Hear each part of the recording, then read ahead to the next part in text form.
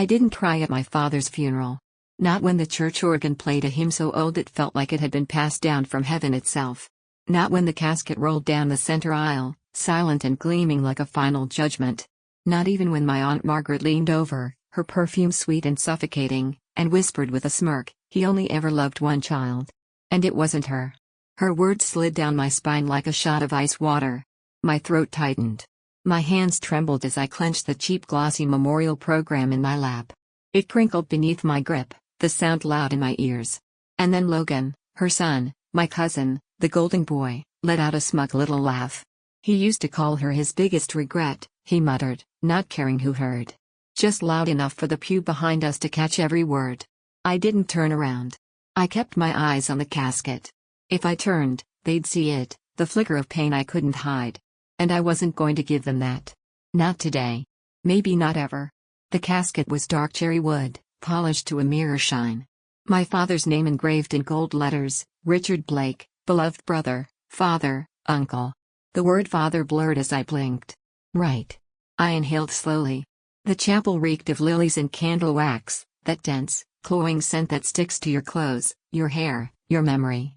The air felt thick, like grief had turned solid. I sat still, stone-faced. But inside, I was unraveling. My heart thudded like a distant drum. My palms were damp. My jaw clenched so tight I felt it in my ears. Everything in me screamed to leave, to run, but I didn't. I couldn't. Aunt Margaret stared at me again. Head tilted slightly, like a bird inspecting something half-dead. Her lips curled into a half-smile, equal parts pity and satisfaction. She'd always hated me. I think she was jealous that my parents were briefly happy before things turned bitter. And I think she loved watching me flinch. Next to her, Logan leaned back with all the arrogance of a man who had never been told no. He'd inherited Dad's charm, his smirk, even the smug certainty that the world owed him something. I used to wonder if my father was proud of that. A few rows ahead, I saw my mother, Diane, sitting with my brother Sean. She looked older, smaller. Her eyes dull, her shoulders hunched, like the years had quietly chipped away at her until there wasn't much left to stand up straight.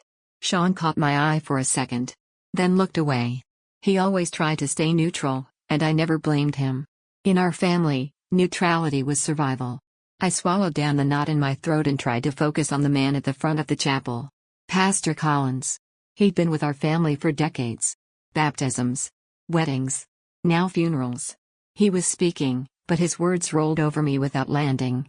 Richard's strength was in his steadfast nature. His commitment to family. I stopped listening. That version of him, the dignified patriarch, the loyal father, the rock, felt like fiction.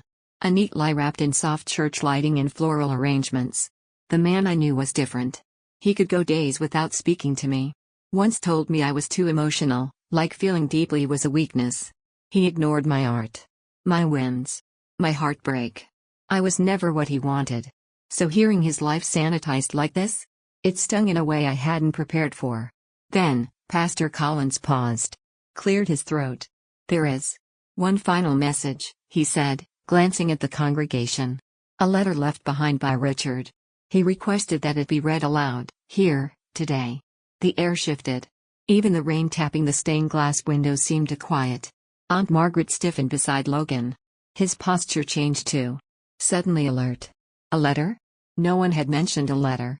My stomach dropped. I saw it then, a yellowed envelope in the pastor's hands, its edges creased and softened by time. My fingers tingled, my pulse raced. Part of me wanted to stand. To leave before whatever was in that envelope reached my ears. But I couldn't. Because something inside me, something stubborn, something starved, needed to hear it. Even if it hurt. Even if it wrecked me. I was 10 years old when I learned how to disappear. Not physically, just enough to sink below the surface of the room. I discovered early that if I kept my voice soft and my footsteps quiet, people would forget I was there. And honestly, most of the time, they did. Walking into the funeral chapel after 7 years of silence felt like walking into a memory. Same cracked tiles beneath my heels. Same faded floral carpet that always smelled like mildew and something too sweet. Same people, still looking through me like I was a shadow. But I wasn't the same girl who left. My name is Elena Blake, I'm 29 years old, and I live in Chicago now. Far from the sleepy town where my last name meant something. Far from him. I built a life of my own. On purpose. A life with color, texture, messy joy, real love. But when the call came, Sean's voice shaky on the other end, whispering, it was a stroke. It happened fast. He's gone. I couldn't hang up. I couldn't ignore it. I told myself I could handle one day back. Show my face. Pay my respects.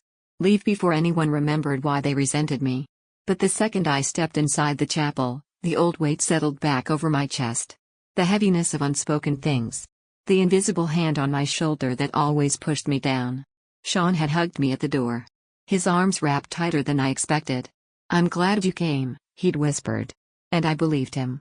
Mom had offered a polite smile, but her eyes had drifted right past mine. Then I saw Aunt Margaret. She locked onto me like a hawk. No wave. No warmth. Just that tight-lipped, cruelly amused stare. The same one she used to give me when I cried in church as a kid. She always preferred Logan. And Logan, well, he still looked like a political ad. Crisp suit, perfect part in his hair, teeth too white to trust. He barely acknowledged me. And when he did, it was with that same smirk that made me want to scream. We sat in separate sections of the church. Not formally, just the way people who stopped speaking years ago naturally arranged themselves. The eulogy moved on. I stopped hearing words. I just stared at the envelope in Pastor Collins's hands. Why hadn't anyone told me? Why did my stomach feel like it was folding in on itself? What could he have written? A man who never once answered my letters. Who ignored my graduation. Who left my last email unread, the one I'd written late at night, hands shaking, just 3 words long, I'm done trying. What could he possibly say now? Aunt Margaret leaned toward Logan and whispered something. He chuckled, arrogant as ever. Probably expected another praise letter. Some tribute to the legacy Logan was born into. More honors. More discipline. More perfection. But the pastor looked nervous. Sweat beaded along his temple. His hands trembled just slightly as he unfolded the paper. His eyes scanned the page once. Then twice. He hesitated. My breath caught. Every instinct told me to leave. To get up, walk out, disappear again. But I stayed. Because beneath the fear, beneath the anger and layers of emotional scar tissue, there was still something else. Hope. Small. Fragile. Stupid. But it was there. A desperate, quiet hope that maybe, just maybe, he had finally seen me. That maybe he had something to say. Something real. Pastor Collins stood behind the pulpit, the worn envelope still trembling slightly in his hands. A long pause. Then, finally, he unfolded the single sheet of aged paper and began to read. To those gathered here, my family, my regrets, and the daughter I never had the courage to love. The words landed like a stone in a still pond. I stopped breathing. The chapel, which had felt thick with unspoken tension a moment before, fell completely silent. No coughs. No chair creaks. No shuffling of feet. Even the rain tapping against the stained glass windows seemed to hold its breath. Someone behind me let out a quiet gasp. I didn't turn. My entire body had gone cold. To Elena, if you are there, then I am surprised. I never expected you to come. And if you didn't, I understand. I earned your absence. Pastor Collins hesitated for a second before continuing. You were always the mirror I didn't want to look into. You reminded me too much of the parts of myself I spent a lifetime trying to bury: sensitivity, defiance, the need to be understood instead of obeyed. I sat frozen. My hands were clenched so tightly in my lap, my fingernails dug into my palms. But I didn't notice the pain. He was talking about me. For the first time in my life, my father, Richard Blake, was speaking directly to me. When you were born, I thought I had time. Time to figure it out. How to love you. How to speak your language. But I didn't. Instead, I stayed quiet. I let the silence grow between us until it became its own living thing. The letter continued, every line a sharp edge carving its way through the years of distance, misunderstanding, and pain. I let others speak about you when I should have spoken up. I let them shape the story of who you were, difficult, dramatic, distant, because it was easier than admitting I didn't know how to father you. I blinked hard. The words blurred on Pastor Collins's lips. Not from tears, at least, not yet, but from the raw shock of hearing the truth I'd long suspected but never heard aloud. Logan shifted beside Aunt Margaret. His easy smirk was gone. His fingers tapped nervously against his thigh. Aunt Margaret, meanwhile, sat rigid, arms crossed, lips thinned to a pale line. She wasn't smirking anymore either. I watched you walk away, carrying every wound I gave you. And I did nothing. I bit the inside of my cheek so hard it bled. Still, I didn't cry. Because this wasn't release, it was recognition. And recognition came with a different kind of ache. But I want you to know this, you were never my regret. Not once. You were my lesson. You were my mirror. And if I had one more chance, I would have learned to love you better. The chapel was silent, stunned. No shifting in seats. No quiet coughs. Just the sound of the rain starting again, soft and rhythmic against the glass. I closed my eyes and let the words settle like dust in an abandoned room finally cracked open. He had written it. Maybe not in time for forgiveness. But in time for truth. Pastor Collins turned to the next page. To Logan. I opened my eyes. To my nephew, my proxy son, the boy I raised up and rewarded, I see now the harm that did. I allowed your arrogance because it reflected my own. I gave you things you didn't earn and withheld things from Elena she needed most. A collective breath was drawn. You could feel the room recoil. Logan's mouth twitched. His jaw clenched. His hand, still tapping against his thigh, finally stopped. I am sorry for what I made of you. And I am sorrier still for what I denied her. Margaret's expression shifted. Anger flickered in her eyes. But she stayed silent. To my sister Margaret, I allowed your version of our family to dominate because I was too much of a coward to challenge it. My silence was not approval. It was fear. And I'm sorry for that, too. I wanted to look at her, to see what those words did to her, but I didn't. This moment was not about her. Not about Logan. Not even about the rest of the family. It was mine. Mine and his. And maybe, somehow, his final words could undo just one thread of the tight, tangled web he'd spun around me all my life. To my daughter, if you hear this, know that I loved you. I always did. I just didn't know how to show it. But I see you now. I see what I missed. The letter ended.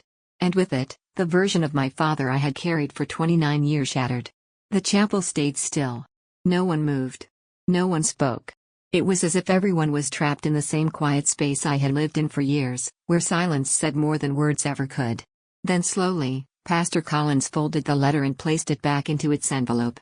He didn't say amen. He didn't offer closing remarks. He simply nodded once. And stepped back. After the service, the room emptied in slow, uncomfortable clusters. People offered hushed condolences, avoiding my eyes. Some looked stunned, others embarrassed, as if the letter had peeled back something private and raw. Sean found me outside near the parking lot. He didn't speak right away. Just stood beside me, hands stuffed in the pockets of his black slacks, eyes on the overcast sky. Finally, he said, I didn't know about the letter. I nodded. Me neither. He turned toward me, face lined with something more than grief. Guilt, maybe. Or something older. I think he meant it, he said quietly. I looked at him. So do I. That night, back in the guest room of my mother's house, I opened my suitcase and found the old photo I had tossed in without thinking. It was one of me at 6, holding up a finger painting, a chaotic swirl of colors and glitter glue. In the background, blurry, stood my father. He wasn't smiling. But he was watching me. And for the first time, I wondered if maybe he had been proud. Maybe he just didn't know how to show it.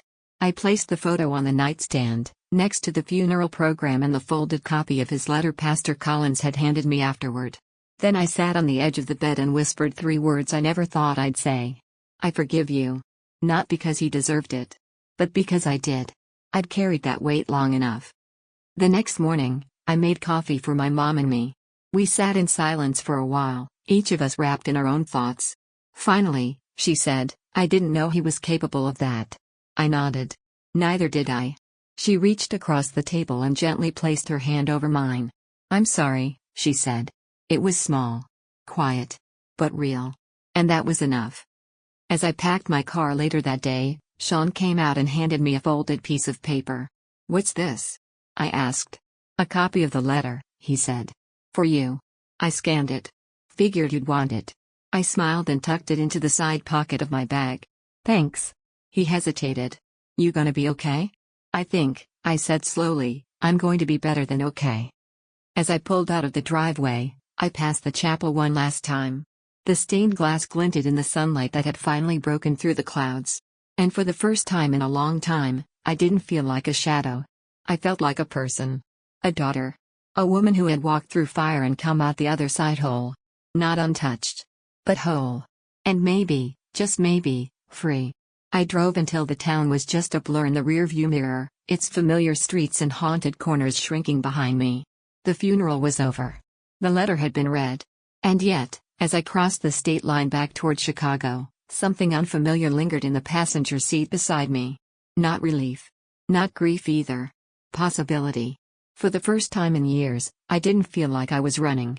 I was simply moving forward. I returned to my apartment late Sunday night. Small, lived in, and mine. It smelled like lavender from the candles I forgot to blow out before leaving, and the faintest hint of coffee grounds left in the trash. I dropped my bag, kicked off my boots, and stood in the dark for a full minute. Just breathing. No voices. No judgment. No expectations. Just me. I changed into a hoodie, opened my laptop, and stared at a blank document. For years, I told myself I wasn't ready to write about my family. Too raw. Too complicated. Too much. But that night, I wrote. For 4 straight hours. It wasn't polished. It wasn't profound. It didn't need to be. It was mine. Monday came, and with it, real life, emails, project deadlines, a stack of unread books at my desk that now looked more like clutter than comfort. I had deadlines, clients, a rent payment looming. But everything felt quieter somehow. Like I'd finally stepped out of a storm I didn't even realize I'd been walking through. I texted Sean a photo of the sunrise over the lake that morning. Back in the city. Thanks for everything. He replied almost instantly. Anytime. Seriously. Talk soon? Soon, I wrote back. We'd never been close, not really. He'd stayed in the middle for so long, I'd assumed that was his whole identity. But after the funeral, something in him felt different too. Like maybe hearing that letter had shaken something loose in him as well. By Friday, I'd rewritten my essay 5 times. The piece wasn't about the letter. Not directly. It was about the ache of unspoken things. About what it means to be raised on silence and still crave understanding. About daughters like me, too loud, too sensitive, too much, and fathers who didn't know how to hold us. I titled it, The Weight of Almost. I didn't know what I'd do with it yet. But for the first time in a long time, I wanted someone to read it. That weekend, I visited Diane. I hadn't planned to. I'd barely spoken to her beyond the quiet exchange at the funeral. But I needed to know. Needed to ask. I took the early train down.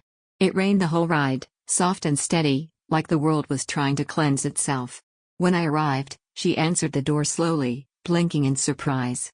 Elena, she said, almost like a question. Hey, I said, brushing hair from my face. Can I come in? She stepped aside. The house hadn't changed much. Same dusty floral wallpaper. Same worn carpet that creaked in the same places it always had. It smelled like lemon cleaner and old wood. I followed her into the kitchen. She poured 2 cups of tea without asking, something she'd always done, and we sat at the small table by the window. You look good, she said quietly. So do you. We sipped in silence for a while. The rain tapped against the window pane. Somewhere in the distance, a neighbor's wind chimes danced. Finally, I said, why didn't you ever leave? She blinked. What? Dad. The house. Aunt Margaret. Everything. Why did you stay? Diane looked down into her tea. Her hands trembled slightly as she held the cup. Because I didn't think I could survive anywhere else, she said softly. And then one day, it was just habit. I swallowed hard. You were always braver than me, she added, eyes still fixed on her hands. Even as a kid. I think your father saw that, and it scared him. I think it scared everyone, I said. She looked up at me then, eyes tired but clearer than I'd seen them in years. I'm sorry I didn't protect you better. There it was. Not a full reckoning. Not a dramatic confession. But enough. I know, I whispered. Me too. She reached across the table and touched my hand. And for once, it didn't feel forced. It felt like a beginning. Later that night, I sat in my apartment reading over my essay again. I didn't cry when I finished it. I just exhaled. Then I did something I hadn't done in over a year. I sent it out. To an editor I knew. A long shot. But it felt right. I wasn't hiding anymore. The next morning, I opened my inbox and there it was. A reply. Subject, your piece, The Weight of Almost. Elena. This is one of the most honest essays I've read in months. Raw and full of grace. We'd love to publish it in the next issue, if you're comfortable. Let me know. Mara. I read it 3 times before it sank in. Then I burst out laughing. Not because I was proud, but because I was stunned. I had poured all my silence into something, and someone saw it. Someone saw me. Weeks passed. The piece went live. The response was bigger than I imagined: emails, comments, even a few letters. People shared their stories, about fathers who couldn't say I love you, about daughters who tried anyway, about healing in fragments. One woman wrote, I read this with my mother over coffee. We didn't speak the whole time. Then she just held my hand. Thank you. I printed that email and taped it to my wall. Because sometimes, being seen doesn't just heal you, it makes you want to help others see themselves too. A month after the funeral, I went back to the cemetery. Not because I missed him, but because I finally had something to say. I brought a single white daisy. No speeches. No grand gestures. I just stood by the headstone and whispered. You tried. In the end, you tried. That counts for something. I placed the daisy gently at the base of the stone and turned to leave. No tears. No bitterness. Just peace. That night, I hosted dinner at my apartment. Sean came. Diane, too. It was the first time the 3 of us had shared a meal in years. We made pasta. Drank wine. Talked about nothing important: TV shows, traffic, Sean's new job. It was simple. And it was everything. At one point, Diane reached across the table and squeezed my hand. I read your essay, she said. Twice. I looked at her. Yeah? She nodded. You were always worth hearing, Elena. I'm sorry it took me so long to listen. I didn't reply. I just held her hand back. Later, when the dishes were done and the wine bottles empty, Sean stayed behind to help clean up. As he dried a plate, he said, You think he knew how much we needed to hear that? The letter? Yeah. I considered it. I think he didn't know. Until it was too late. Sean nodded slowly. Well. I'm glad he said it anyway. Me too. We stood in the quiet for a moment, then he added, I'm proud of you, you know? I smiled. I'm proud of me too. That night, I sat at my desk again. Not to write something sad. But something true. Something whole. I titled the page, Inheritance. And I wrote. What I carry now is not silence. Not shame. Not bitterness dressed as strength. What I carry is a name that once made me shrink, but no longer. A voice that once shook, but now sings. A story that was once denied, but now is mine to tell. A few weeks after my essay was published, I received a letter. A real letter. Handwritten. No return address. Inside was a short note, penned in neat, slanted cursive. Your words reminded me of my daughter. We haven't spoken in years. I'm going to try. Thank you for the courage. I read it 3 times. Then I placed it in the same envelope that held my father's letter. Some things deserve to be kept together. In the months that followed, small changes bloomed quietly. Sean and I began meeting for coffee every other Sunday. Nothing intense. Just easy conversation and warm laughs. It was the kind of sibling bond we never had growing up. We were finally learning how to be in each other's lives, without walking on eggshells. Diane called more often too. Sometimes to share a memory. Sometimes just to ask what book I was reading. And sometimes, when her voice wavered, just to say hi. Each call felt like a stitch pulling closed a tear in our history. Not perfect. But healing. In the spring, I was invited to speak at a women's writing conference in Denver. I hesitated at first. I wasn't used to being the voice in front of the room. But the theme caught my eye: inheritance, stories we carry and rewrite. I said yes. The morning of the conference, I stood behind the podium, fingers wrapped around the microphone, heart thudding like it had its own nervous script. The room was full, women of all ages, seated in rows, notebooks open, eyes forward. I started with a question. How many of you were told growing up that you were too sensitive? Dozens of hands went up. Too much? More hands. Not enough? Almost every hand. A soft hum of knowing filled the space. I used to think I had to become less to belong, I said. Less loud. Less emotional. Less complicated. But I've learned that sometimes, we're not too much. We're just surrounded by people who never learn to hold everything we are. I saw heads nod. Eyes glisten. I told them about silence. About grief. About truth that arrives too late, and still matters. And when I finished, the applause was quiet at first. Then louder. A standing ovation that felt more like a group exhale than celebration. Afterward, a woman in her 60s approached me. "I lost my daughter 5 years ago," she said. "She's still alive. But I lost her anyway. I never knew how to talk to her. But after today, I think I might try." I reached for her hand. "Start small," I said. "Start honest." When I got back to Chicago, I found a package on my doorstep. No note. Just a box. Inside was an old photo album. The cover was worn, the corners fraying. On the first page, a photo of me and Sean as kids, me missing a front tooth, Sean holding a stick like a sword. The next page, a photo I'd never seen before. Me, age 5, sitting on Dad's lap. He's looking at me, not the camera, with a small, crooked smile. I sat down on the floor and stared at it for a long time. Who sent it? I didn't know. Maybe Diane. Maybe Sean. Maybe no one. Maybe the universe, offering me one more piece of softness I didn't know I needed. That summer, I started teaching a writing class at the community center.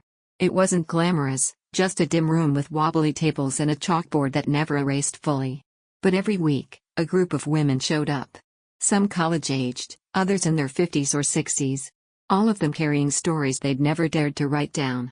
I opened the first class with one sentence on the board. Tell the truth. Even if your voice shakes. We wrote. We cried. We rewrote. And by the end of 6 weeks, every single woman read something aloud. One night, a woman named Mara pulled me aside. "You gave me back my voice," she said.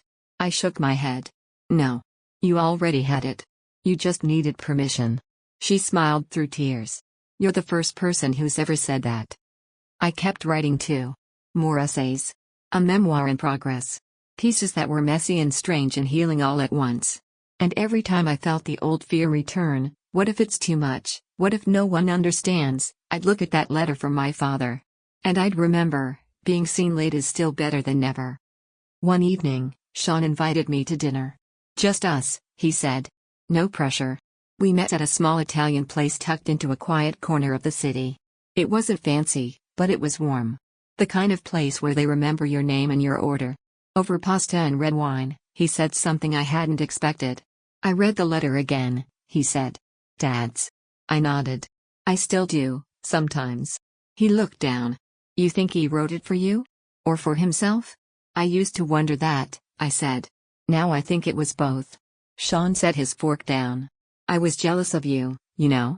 I blinked. "What?" "You were brave. You left. You lived. I stayed because I thought I was supposed to. But part of me always wanted to go too." I reached across the table and squeezed his hand. "You still can," I said. He smiled. "Maybe I will." That fall, I visited Diane again. Just for a weekend. We walked through the farmer's market. Cooked apple pie from scratch. Watched old movies on her worn-out couch, wrapped in blankets too small for both of us. It felt normal. At one point, as we washed dishes together, she said, "You know, I used to think strength meant silence. Enduring. Not complaining." I nodded. "Me too. But now I think strength is just truth." I looked at her, suds dripping from my hands. "That's what I've learned too." She handed me a towel. "Then maybe we both still have time." The day my book sold was the day it snowed for the first time that year. I signed the contract with shaky hands, then called Sean, then Diane. Then I sat by the window, watching flakes drift like slow-moving stars, and whispered, "Thank you." To who? I wasn't sure. Maybe to myself. Maybe to the girl I used to be. Maybe to the man who couldn't say the words when it mattered, but tried, in the end, to give me something to build on. When the book came out, I dedicated it to 2 people. To the girl who was never too much. And the man who took too long to see her, but did. A year later, I stood at another podium. Different city. Different crowd. But the same voice. Mine. Clear. Strong. Not because the pain was gone. But because I had learned how to hold it without letting it hold me.